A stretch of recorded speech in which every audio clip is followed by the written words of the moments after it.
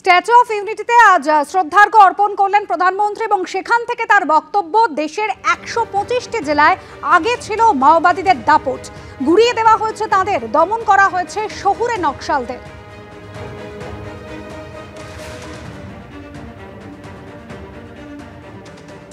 दो 2014 से पहले हमारे देश में हालत ऐसी थी कि देश के भीतर, देश के बीचों बीच नक्सली माओवादी अपनी हुकूमत चलाते थे और शासन प्रशासन उनके आगे लाचार नजर आता था।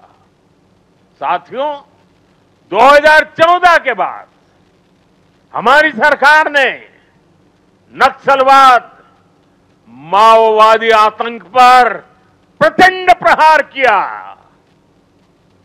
हमने शहरों में बैठे अर्बन नक्सलियों के समर्थकों, अर्बन नक्सलियों को भी किनारे लगाया।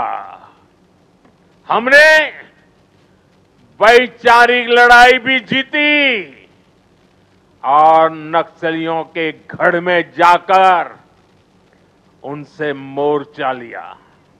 इसका परिणाम आज देश के सामने है।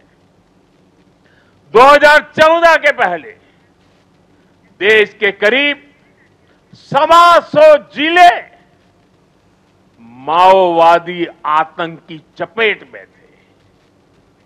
आज ये संख्या केवल 11 बची है। সিপিএম নেতা শতরূপ ঘোষ রয়েছেন আমাদের সঙ্গে টেলিফোন লাইনে। শতরূপ, আপনি শুনলেন প্রধানমন্ত্রী আজকের বক্তব্য, কি বলবেন? দেখুন, উনি নামে স্ট্যাচু অফ ইউনিটির তলায় দাঁড়িয়ে ভাষণ দিচ্ছেন, কিন্তু ওনার বক্তব্যের প্রতিটা শব্দ হচ্ছে ভারতের মানুষের যে ইউনিটি, ভারতের মানুষের ঐক্য, তার বুকে সাবলের আঘাত করা। এবং উনি এবং নরেন্দ্র মোদীকে আমরা চিনি, ইনি এমন একজন প্রধানমন্ত্রী যার দেশের বাইরের শত্রুদের বিরুদ্ধে কিছু করার ক্ষমতা নেই। পাকিস্তানের ইচ্ছে হলো তো বারবার করে বর্ডার টপকে এসে আমাদের দেশের ভেতর লোককে মেরে দিয়ে চলে যায়, তারপর যাও বা তার বিরুদ্ধে আমাদের সেনাবাহিনী কিছু করতে যায় তো আমেরিকা থেকে একটা ফোন আসে, অমনি মোদী আমাদের সেনাবাহিনীর হাত পা বেঁধে নেন। এই দেশের শত্রুদের সঙ্গে করার কোনো ক্ষমতা নেই। ডোনাল্ড ট্রাম্প প্রত্যেকদিন হুমকি দেয়, এই ট্যারিফ বসিয়ে দেবো, ওই তার এক্সপোর্ট বন্ধ করে দেবো, ইম্পোর্ট বন্ধ করে দেবো। সেখানে কুটনীরা দুটো করতে পারে না। আর মাঝখান থেকে দেশের মানুষের মধ্যেকার ঐক্য, এই আরবান নকশাল, ও খালিস্তানি, এই সমস্ত বলে ভাঙার চক্রান্ত করেন কে না, দেশের স্বয়ং প্রধানমন্ত্রী। আপনি আরবান নকশাল বলতে কাদেরকে বোঝেন? জিএন সাহিব বাবা, একজন অধ্যাপক যিনি 90% প্রতিবন্ধী, তার শরীরের 90% অঙ্গ প্রত্যঙ্গ কাজ করে না, তাকে আরবান নকশাল বলে এই মোদী 10 বছরের ওপর জেলে বন্দি করে রেখেছিল।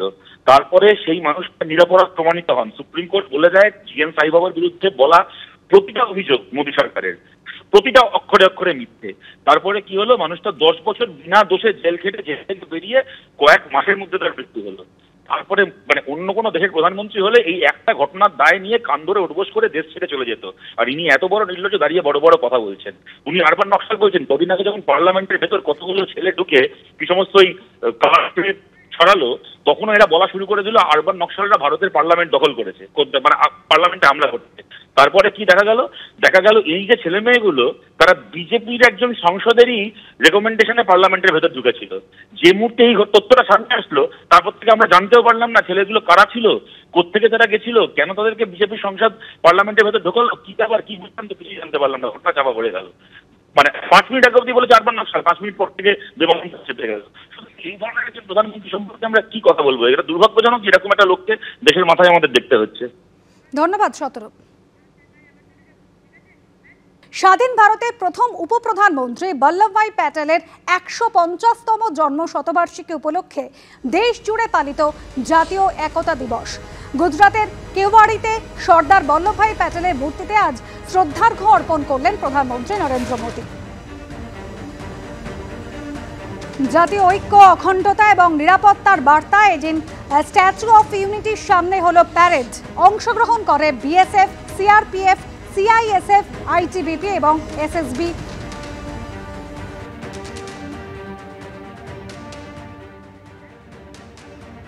সর্দার বল্লভভাই প্যাটেলকে উচিত সম্মান দিতে দেরি করেছে কংগ্রেস সরকার। আজ সর্দার বল্লভভাই প্যাটেলের 150তম জন্ম জয়ন্তীতে মন্তব্য কেন্দ্রীয় স্বরাষ্ট্রমন্ত্রী অমিত শাহ। जब आजादी का दिन था, सभी लोग तिरंगा फहराने में व्यस्त थे। उस वक्त सरदार साहब नेवल वॉरशिप को मॉनिटर कर रहे थे और उस वक्त लद्दाख किसके पास जाएगा ये बहुत बड़ा मसला था और समय पर नेवी को लक्षद्वीप भेजकर झंडा फहराकर लक्षद्वीप आज भारत का हिस्सा है। वो बहुत बड़ा योगदान सरदार पटेल का हमारे देश के आजादी के तुरंत बाद हुआ, परंतु सरदार साहब का उचित सम्मान उस वक्त की कांग्रेस सरकारों ने नहीं किया। उनको भारत रत्न देते देते 41 साल लग गए। 41 साल बाद उनको भारत रत्न से सम्मानित किया गया। उनके काम के अनुरूप कोई स्मारक भी नहीं बनाया गया।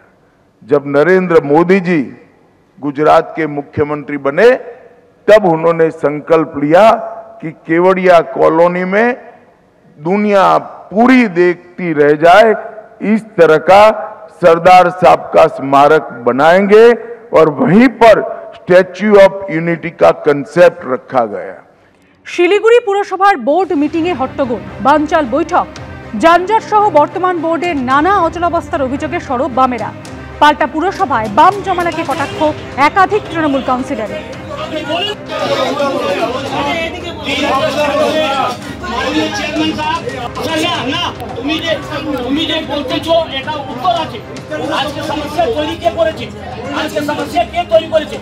আমরা করছি ये 3 साल में समस्या नहीं हुई, ये समस्या को पैदा आपने किया है।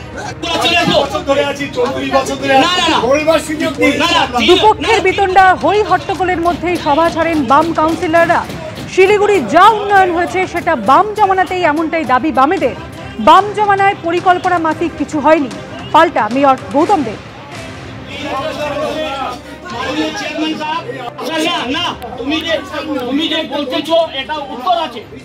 Rome was not built in a day.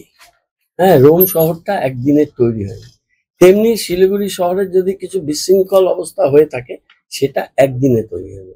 আমরা তো 3 বছর ধরে মাত্র আছি। সিটি প্ল্যানিং এ তোমরা ছিলে স্বাধীনতা থেকে এতদিন, কিছুদিন কংগ্রেস, বাদ বাকি তোমরা। তাহলে এই ঘটনাটা তখন হয়নি, এখন কি 3 বছরে এটা হলে যে লাগাতার এরা কয়েকটা বিল্ডিং আর কয়েকটা নিয়ে বলছে, আর চারিদিকে যেগুলো বেআইনি বিল্ডিং গুলো মাথা চাড়া দিয়ে দাঁড়িয়ে আছে সেগুলো কখন হবে? চেয়ারম্যান বলেছেন যে আউটট্যাক হচ্ছে, তুমি বসো না, বলো না, বসে যাও। বসে যাও বললো মেম্বারদের একটু বলার থাকে, তার জন্য এটার জন্য হাউস থেকে বেরোনোর মতো ইস্যু এটা ছিল।